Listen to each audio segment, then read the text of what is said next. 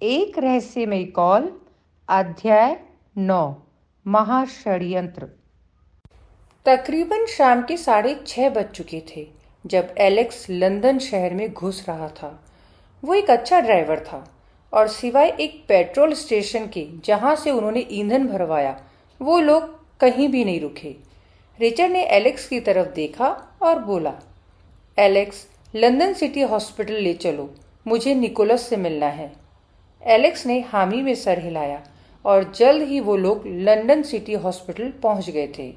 Nicholas अपने ward में था और वहां पर कोई भी पुलिसकर्मी नहीं था।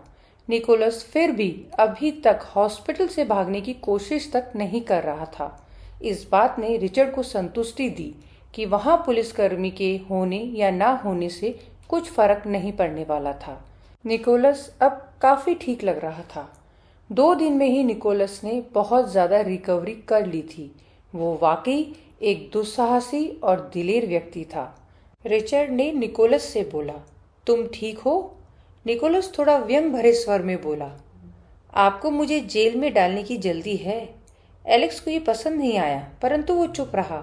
रिचर्ड हंसा और बोला, हा हा हा, हाँ, एक पुलिस वाले पर हत्या का प्रयत्न करोगे तो हमें जेल डालने की जल्दी तो होगी। निकोलस बोला, तो चलिए, मैं अभी भी चल सकता हूँ। रिचर्ड बोला, नहीं, 1-2 दिन रुको, तुम्हारा खूब खून बहा था और गोली ने कंधे को फाड़ दिया है। फिर रिचर्ड ने एलेक्स की तरफ इशारा किया, इन्होंने भी जोर आजमाइश की थी। निकोलस बोला, मैं गोली से घायल था, वरना एक बार मैं ठीक हो जाऊं। आप लोग जोर आजमाइश करके देख लेना। निकोलस ने भी एलेक्स की तरफ देखकर बोला। एलेक्स कुछ बोलने वाला ही था, परंतु रिचर्ड ने उसका हाथ पकड़कर इशारा किया कि वो चुप रहे। रिचर्ड ने सारा की तस्वीर निकाली और निकोलस को दिखाई और बोला, क्या ये वो लड़की थी जिसने तुम्हें मुझे मारने के लिए सुपारी दी थी? निकोलस ने तस्वीर को बिना ज्यादा गौर से देखे बोला, मुझे तो कोई लड़के ने बोला था, उसने ही कहा था कि लीजा रॉस तुम्हें मारना चाहती है। रिचर्ड ने निकोलस की तरफ तस्वीर और पास कर दी और बोला, तुमने इस लड़की को कभी देखा है? निकोलस ने इस बार तस्वीर ध्यान से देखी और बोला, नहीं देखा है। रिचर्ड ने फिर लीजा रॉस की पेंटिंग जो मरियाना ने बनाई थी वो खोली और दिखाई और निकोलस से पूछा, इसको? निकोलस ने तस्वीर ध्यान से देखी और बोला, नहीं, इसको भी नहीं देखा। रिचर्ड ने पूछा, उस लड़के ने जिसने तुम्हें मुझे मारने के लिए कहा था, उसने तुमसे कब और कैसे संपर्क किया? निकोलस बोला, उस लड़के को शायद मेरे किसी पुराने क्लाइंट ने मेरा नंबर दिया। उसने मुझे फ़ोन किया और बोला कि तुमसे मिलना है। मैं उससे मिला, तब उसने मुझे कहा कि तुम्हें ख़त्म करना है। आधा पैसा दे दिया और बाकी आधा काम होने के बाद। रिचर्ड बोला, तुम्हें कहाँ बुलाया था बाकी आधा पैसा देने के लिए? निकोलस बोला, मुझे स्कॉटलैंड में एडिनबर्ग के एक होटल में आने के लिए कहा गया था। रिचर्ड बोला, स्कॉटलैंड के एडिनबर्ग? इतना दूर? निकोलस बोला, लंदन पुलिस के सेलिब्रिटी को मारूंगा तो लंदन में रहना मुश्किल होगा, इसीलिए एडिनबर्ग आ जाओ, पैसे लो और वहीं कुछ दिन रहो। रिचर्ड बोला, ठीक है, तुम मुझे उस लड़के का थोड़ा हुलिया बताओ जिसने तुम्हें पैसे दिए थे। निकोलस ने बताना शुरू किया और जल्द ही रिचर्ड को मालूम पड़ गया वो हुलिया उस दूसरे वाले गार्ड का था जिससे रिचर्ड उस रात मिला था। एक बात तो तय थी कि वो दूसरा गार्ड कुछ ज्यादा ही एक्टिव था। उसने ही रिचर्ड को अंदर जाने से रोका, उसने ही निकोलस को पैसे दिए और उसने ही रजिस्ट्री ऑफिस में रिकॉर्ड में हेराफेरी की। रिचर्ड बोला, उसके दाहिने आंख के नीचे एक कट का निशान था। निकोलस बोला, हाँ, कट का निशान तो था। रिचर्ड ने निकोलस की पीठ थपथपाई और वहां से चला गया। एलेक्स को भी कुछ समझ नहीं आया और वो भी रिचर्ड के पीछे पीछे चला गया। एलेक्स और रिचर्ड गाड़ी में बैठ गए। रिचर्ड बोला, एलेक्स, तुम अब रॉबर्ट के ऑफिस ले चलो। एलेक्स बोला, फॉरेंसिक रिपोर्ट में आपके घर ले आऊंगा, आपको रॉबर्ट के ऑफिस क्यों जाना है? रिचर्ड बोला, जो बात रॉबर्ट वहां बता सकता है, घर पर मैं रिपोर्ट पढ़कर नहीं समझ पाऊंगा। एलेक्स बोला, ओके बॉस। एलेक्स ने तेजी से गाड़ी फॉरेंसिक ऑफिस की तरफ बढ़ा दी और जल्द ही वो लोग रॉबर्ट के कैबिन में बैठे हुए कॉफी पी रहे थे। रॉबर्ट दिखने में शायद 24-25 वर्ष का नौजवान था, परंतु वो फॉरेंसिक में एक्सपर्ट था। उसकी कम हाइट के कारण उसकी असली आयु का पता नहीं चलता था। रॉबर्ट ने एक फाइल रिचर्ड की तरफ सरकाते हुए बोला, मैंने पूरी स्टडी कर ली है। रिचर्ड ने फाइल को देखते देखते और पन्ने पलटते हुए पूछा, क्या कहती है तुम्हारी रिपोर्ट? रॉबर्ट बोला, वो दोनों लाशें 65 वर्षीय पुरुष और 60 वर्षीय महिला की है। दोनों को पहले बहुत सा ड्रग्स दिया गया और फिर उनके चेहरे पर उस बड़े पत्थर से हमला करके उन्हें मार दिया गया। ये दोनों खून 6 अक्टूबर 1982 को तकरीबन रात के 12:30 से 1:30 बजे के बीच में हुए हैं। रिचर्ड बोला, वो समय जब मैं फोर्ब्स को फोन करने के लिए गया हुआ था। रॉबर्ट ने रिचर्ड की इस बात का बिना कुछ जवाब दिए आगे बोला, और वो प्लांट लक्ष्मी प्लांट ही है। रिचर्ड बोला, तुम्हें पता है लक्ष्मी प्लांट के बारे में? रॉबर्ट बोला, मुझे नहीं पता था, परंतु डॉक्टर जोनाथन ने बता दिया था। उनका फ़ोन आया था। वो आपसे डॉक पर मिले थे और उन्होंने मुझे आप लोगों की सारी बातें बताई ताकि मैं उस लाइट में अपनी फॉरेंसिक इन्वेस्टिगेशन कर सकूं। रिचर्ड बोला, ओके, और तुम्हें ऐसा कुछ मिला जो महत्वपूर्ण हो? रॉबर्ट बोला, हाँ, वहाँ पर एक जवान लड़की भी थी जिसके बाल मुझे मिले। रिचर्ड बोला, वो लीजा रॉस होगी। रॉबर्ट आगे बोला, वहाँ कम से कम 5 लोग थे क्योंकि 5 अलग अलग फिंगरप्रिंट मिले हैं। रिचर्ड बोला, वो 2 मृतक बुजुर्ग, लीसा रॉस, सैम रॉस और 5वां वो तीसरा शख्स जिसके बारे में किर्क ने बताया था। रिचर्ड हालांकि ये बातें अपने आप से ही कर रहा था, परंतु रॉबर्ट ने ये सुना और रिचर्ड को टोका, मृतकों के अलावा 5वां फिंगरप्रिंट्स भी है। रिचर्ड बोला, मतलब जिन लोगों का मैंने नाम लिया उनके अलावा भी वहाँ 2 लोग थे? शायद वो 2 गार्ड होंगे। रॉबर्ट बोला, हाँ, या फिर कोई 2 और अनजाने लोग। रिचर्ड बोला, क्या वॉटसन के फिंगरप्रिंट वहाँ होने का पता लगाया जा सकता है? रॉबर्ट बोला, यदि आपके पास कोई ऐसी चीज़ है जिस पर आपको शर्तिया पता है कि वॉटसन की उंगलियों के निशान होंगे तो आप मुझे दे दीजिए, मैं चेक कर लूँगा। एलेक्स बीच में बोला, उसकी ज़रूरत नहीं है, हमारे ऑफिशियल रिकॉर्ड्स में वॉटसन के फिंगरप्रिंट है। कितनी ही रिपोर्ट में वॉटसन ने अपने अंगूठे और इंडेक्स फिंगर के निशान लगाए हैं। रॉबर्ट बोला, ऐसा है तो आप मुझे सिर्फ 1 घंटा दे दीजिए, मैं अपने रिकॉर्ड में चेक करके अभी मैच करके देख लेता हूँ। रॉबर्ट वहाँ से चला गया और रिचर्ड और एलेक्स एक दूसरे को देख रहे थे। एलेक्स ने बोला, मैं आपको घर छोड़ देता हूँ, रॉबर्ट आपको फ़ोन करके बता देगा। रिचर्ड ने बोला, ठीक है, चलो। वो दोनों वहाँ से चले गए और एलेक्स ने रॉबर्ट को बोल दिया था कि वो रिचर्ड को फ़ोन करके बता दे। रिचर्ड को निश्चित ही लग रहा था कि वॉटसन के फिंगरप्रिंट मैच हो जाएंगे, परंतु प्रश्न था उन मृतकों का, Lisa Ross, Sam Ross, Watson, 2 guard के अलावा वो 2 शख्स कौन थे?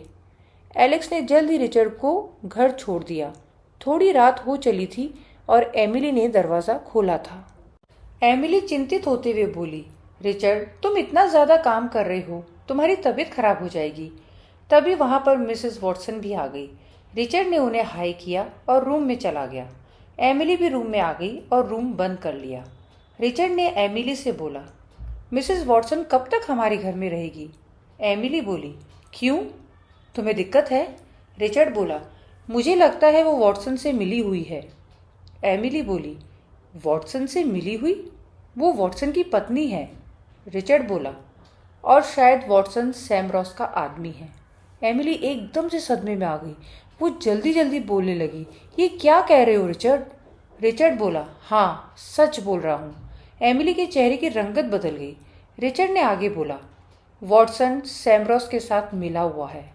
एमिली बोली, परंतु तुमने तो कहा था कि वॉटसन ने ही तुम्हें उस बंगले पर जाने के लिए कहा था। रिचर्ड बोला, वॉटसन को उम्मीद नहीं थी ना कि लीजा रॉस उन लोगों के बीच में से मुझे फ़ोन कर लेगी। उसे लगा कहीं और से फ़ोन आया होगा।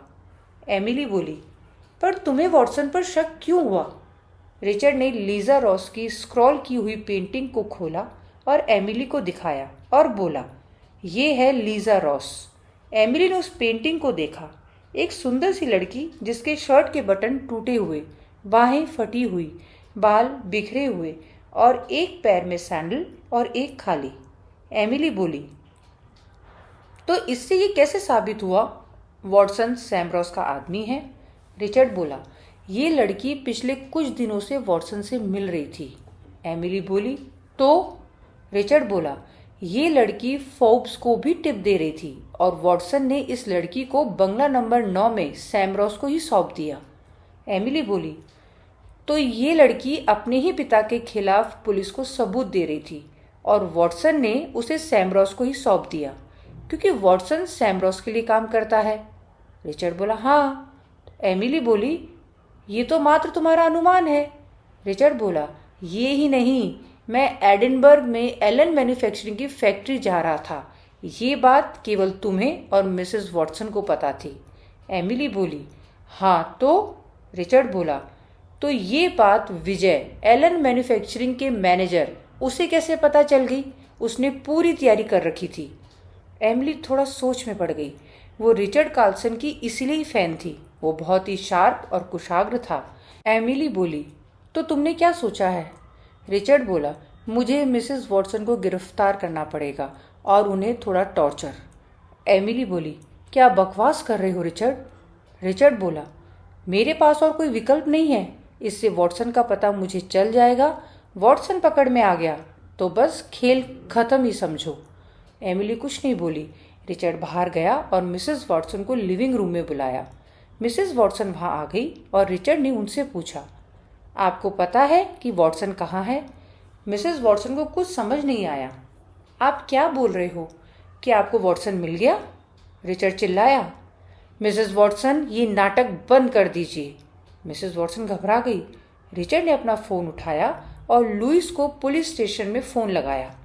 लुइस ने फ़ोन उठाया और तब रिचर्ड ने बोला, लुइस, कुछ महिला पुलिस कांस्टेबल के साथ मेरे घर आ जाओ। मिसेस वॉटसन को गिरफ्तार करना है। लुइस के आश्चर्य की सीमा न रही। ये क्या बोल रहे हैं सर आप? रिचर्ड बोला, जो बोल रहा हूँ सही बोल रहा हूँ। लुइस ने बिना ज़्यादा कुछ पूछे बोला, ठीक है सर, 10 मिनट में हम आपके घर पहुँच जाएंगे। एमिली चिल्लाई, रिचर्ड, तुम ये पागलपन कर रहे हो। रिचर्ड बोला, नहीं एमिली, मिसेस वॉटसन और वॉटसन दोनों सैम रॉस के लिए काम करते हैं। ये लोग भी उतने ही बड़े अपराधी हैं जितने बड़े सैम रॉस और उसका वो आका, जिसके बारे में फिलहाल किसी को नहीं पता। एमिली कुछ बोलना चाहती थी परंतु चुप रही। मिसेस वॉटसन बुरी तरह से रो रही थी। थोड़ी देर में लुइस कुछ महिला कांस्टेबल के साथ आकर मिसेस वॉटसन को ले जाता है। रिचर्ड बोला, लुइस, तुम इनसे रात भर पूछताछ करो, मैं सुबह आकर इनसे वार्तालाप करूंगा। लुइस ने सैल्यूट मारा और हामी में सर हिलाता हुआ चला गया। एमिली भी ये सब देख रही थी। सुबह के 8 बज रहे थे और मैं लुइस के साथ अपने ही कैबिन में बैठा हुआ था। एलेक्स भी मेरे साथ था। मिसेस वॉटसन को महिला पुलिस कांस्टेबल के साथ एक लॉकअप में बंद किया हुआ था। रिचर्ड बोला, लुइस, मिसेस वॉटसन के अरेस्ट की खबर मीडिया को दे दो और साथ ही बंगला नंबर 9 मर्डर केस के लिए मजिस्ट्रेट से संपर्क करके इनकी पुलिस कस्टडी भी ले लो। लुइस बोला, ठीक है, मैं सब कर दूंगा। आपने फोर्ब्स को इन्फॉर्म कर दिया? रिचर्ड बोला, अभी नहीं, कर दूंगा। उससे पहले तुम एक बात बताओ। रिचर्ड काफ़ी गंभीर था और लुइस को समझ आ गया था कि रिचर्ड क्या पूछने वाला है। एलेक्स भी दोनों की बातों को गंभीरता से सुन रहा था। रिचर्ड बोला, तुमने वॉल्टर को पकड़ने के लिए 2 साल पहले रेड मारी थी। लुइस बोला, हाँ, जिसमें वॉल्टर मारा गया था। रिचर्ड बोला, हाँ, वॉटसन ने वॉल्टर का एनकाउंटर किया था। लुइस बोला, हाँ। रिचर्ड बोला, मुझे पूरी बात बताओ। लुइस बोला, 2 साल पहले जब आपकी पोस्टिंग शायद क्राइम ब्रांच में किसी खुफिया इन्वेस्टिगेशन में थी, तब मैं इस पुलिस स्टेशन का टेम्पररी इंचार्ज था। रिचर्ड बोला, वो तो मुझे पता है। लुइस बोला, उस समय वॉटसन को किसी खबरी ने टिप दी थी कि वॉल्टर एक बहुत ही बड़ी ड्रग्स की खेप के साथ किसी वेयरहाउस में है। रिचर्ड बोला, एलन मैन्युफैक्चरिंग के वेयर हाउस में? लुइस बोला, हाँ, उनके लंदन शहर के थोड़ा बाहर एक गोडाउन है, वहां पर। रिचर्ड बोला, तुमने और तुम्हारी टीम ने फिर फोर्ब से परमिशन ली होगी। लुइस बोला, हाँ, हमने फोर्ब से परमिशन ली और तुरंत वेयर हाउस पर रेड मार दी। रिचर्ड बोला, तुम्हें वहाँ हेनरी वॉल्टर मिला? लुइस बोला, नहीं, परंतु जैसे ही हमारी टीम वहां पहुंची हम पर गोलियां बरसने लगी। हमने डट कर मुकाबला किया, परंतु हम अंदर जाने में सफल नहीं हो पाए। रिचर्ड बोला, परंतु वॉटसन तो अंदर चला गया था। लुइस बोला, हाँ, उसने अदम्य साहस दिखाया और गोलीबारी के बीचों बीच एक ऐसी जगह ढूंढ ली जहां पर क्रॉस फायर नहीं था।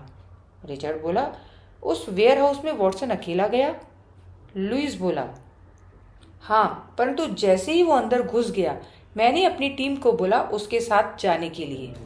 रिचर्ड बोला, परंतु जब टीम वहां पहुंची तो वॉल्टर मर चुका था। लुइस बोला, हाँ, वॉटसन ने शायद वॉल्टर को अकेले ही पकड़ लिया और वॉल्टर भागने वाला था, परंतु वॉटसन की गोली का शिकार हो गया। परंतु वहां पर एक बहुत ही बड़ी एसिड की टंकी थी जो वॉल्टर पर गिर गई और उसका पूरा मुंह और आधा शरीर झुलस गया। रिचर्ड बोला, तुम लोग जब अंदर पहुंचे तो वॉल्टर के बाकी लोग कहाँ गए? लुइस बोला, कुछ भाग गए और कुछ को हमने पकड़ लिया। रिचर्ड बोला, वहां से कितना ड्रग्स मिला? लुइस बोला, ज्यादा नहीं, लगता था कि उन्हें टिप की खबर थी और बहुत सा माल वहां से हटा दिया गया था। रिचर्ड बोला, वो नमक रूप का ड्रग था?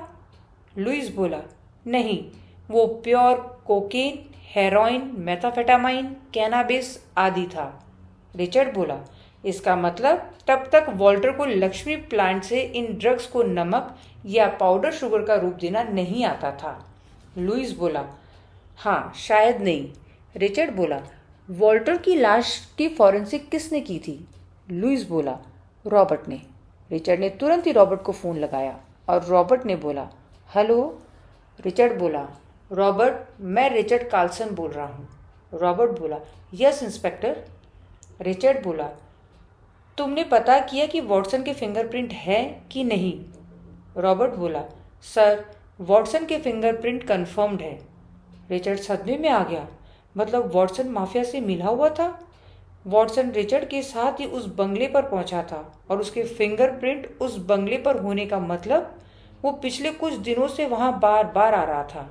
रिचर्ड को यकीन ही नहीं हो रहा था और उसे एक अजीब सी बेचैनी ने घेर लिया। उसको कभी लगा ही नहीं था कि वॉटसन ऐसा भी कर सकता है। वॉटसन के रहन सहन से कभी लगा ही नहीं कि वो एक माफिया गैंग से जुड़ा हुआ था। रिचर्ड ने अपने आप को संभाला और पूछा, रॉबर्ट, एक बात बताओ, 2 साल पहले जब वॉल्टर की लाश का तुमने पोस्टमार्टम किया था, क्या तुम्हें यकीन है वो वॉल्टर ही था? रॉबर्ट बोला, यकीन तौर पर नहीं कहा जा सकता क्योंकि वॉल्टर के हाथ और पूरा आधा शरीर गल चुका था, परंतु हाँ, उस लाश की उम्र और कद काठी और बाकी सर्कमस्टेंशियल एविडेंस से ये बात कही जा सकती थी कि वो वॉल्टर है। रिचर्ड बोला, क्या ये हो सकता है कि किसी और को वॉल्टर बनाकर मार दिया गया हो? रॉबर्ट बोला, संभावना तो है, परंतु वॉल्टर की ही उम्र का, उसकी कदकाठी का, उसकी स्किन टोन का व्यक्ति एकदम से मिल जाए बहुत ही मुश्किल है क्योंकि पुलिस रेड ने उन लोगों को समय ही नहीं दिया था। रिचर्ड कुछ सोचने लगा, फिर उसने पूछा, परंतु यदि पुलिस रेड अपने आप में ही दिखावा हो तो? रॉबर्ट, लुइस और एलेक्स तीनों ही सदमे में आ गए। रिचर्ड आगे फोन पर बोला, रॉबर्ट, हो सकता है वॉटसन ने किसी और आदमी को पहले से ही गोली मार दी हो और पुलिस रेड करवाई हो। रॉबर्ट बोला, नहीं, ये संभव नहीं है। वॉल्टर की मृत्यु का समय उसी समय का था जब पुलिस रेड हुई थी। रिचर्ड ने बोला, तो वॉटसन ने नहीं मारा, परंतु किसी और ने। जब पुलिस गोलाबारी कर रही थी तब वॉल्टर के किसी हम उम्र उसके जैसे दिखने वाले को मार डाला और वॉटसन तभी अंदर पहुंच गया। उस व्यक्ति ने एसिड गिरा दिया और वहां से भाग गया। तब तक बाकी पुलिस वाले आए और वॉटसन ने ऐसा दिखाया कि उसने वॉल्टर को गोली मारी है। रॉबर्ट बोला, हाँ, परंतु वॉल्टर के शरीर से एक ही गोली मिली थी। रिचर्ड बोला, और वो स्मिथ एंड वेसन 10 की थी। रॉबर्ट बोला, नहीं, बेरेटा M1951 की। रिचर्ड बोला, तो बेरेटा M1951 जैसी बंदूक तो बहुत मिल जाती है, और यदि आर्म्स का माफिया भी इसमें सम्मिलित था तो ऐसे हथियार बनाना कोई मुश्किल नहीं था। रॉबर्ट चुप ही रहा। वहाँ एक अलग ही प्रकार की शांति थी। रिचर्ड बोला, ठीक है रॉबर्ट, कुछ हुआ तो मैं फ़ोन करता हूँ। रिचर्ड ने फ़ोन काट दिया। लुइस और एलेक्स रिचर्ड को देख रहे थे, जो कि किसी गंभीर विचार में चला गया था। रिचर्ड को सदमा लगा था कि वॉटसन उसका सहयोगी सैमरॉस के लिए काम कर रहा था। रिचर्ड को ये बात भी खाए जा रही थी कि यदि हेनरी वॉल्टर जिंदा है तो वो कहाँ है, और क्यों सैमरॉस ये पूरे माफिया को चला रहा है, और वो शख्स कौन है जो सैमरॉस को भी कंट्रोल कर रहा है। रिचर्ड को किसी बहुत बड़े षड्यंत्र का आभास हो रहा था। तभी उन लोगों का ध्यान बहुत से मीडिया कर्मियों ने आकर्षित कर लिया। सभी लोगों के मन में एक ही प्रश्न था कि मिसेस टेलर जैसी हाउसवाइफ को क्यों गिरफ्तार किया गया है। रिचर्ड को पता था कि ये बहुत ही ज्यादा खतरनाक कदम था। मीडिया की सिंपैथी हमेशा मिसेस टेलर जैसी बेचारी के साथ होगी जिसका पति भी गायब है। रिचर्ड ने अपने आप को संभाला और मीडिया को उत्तर देने के लिए बाहर चला गया। लुइस और एलेक्स भी पीछे पीछे चले गए।